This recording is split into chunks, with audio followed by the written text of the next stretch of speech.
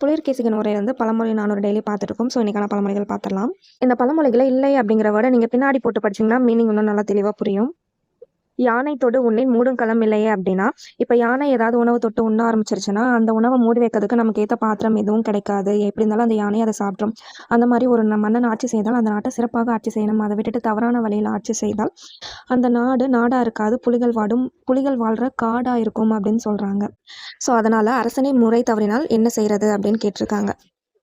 Next, எருது உண்ட உப்பு இளவன்று அப்படின்னா, எருதுக்கு தீனியாக நம்ம உப்பை போட்டாலுமே அந்த உப்பை சாப்பிட்டுட்டு எருது அதோட முழுமையான உழைப்பை நமக்கு தரும். அந்த மாதிரி நம்ம ஒரு வேலையை ஒப்படைக்கிறோம் அப்படின்னா நமக்கு தெரிஞ்சவங்க சொந்தக்காரங்க அப்படின்னு நினச்சி நம்ம அந்த வேலையை ஒப்படைக்கக்கூடாது. அந்த வேலையை யார் செய்வாங்க அப்படின்ட்டு படித்தவங்க கிட்ட கட்டுறவங்கிட்ட நம்ம அந்த வேலையை ஒப்படைக்கணும் அப்படின்னு சொல்கிறாங்க. படித்தவங்க அந்த எருது போல் தன்னோட உழைப்பை நல்லா தருவாங்க அப்படின்னு சொல்லியிருக்காங்க. அதை தான் படித்தவனிடமே பொறுப்பை ஒப்படைக்கவும் அப்படின்னு சொல்லியிருக்காங்க.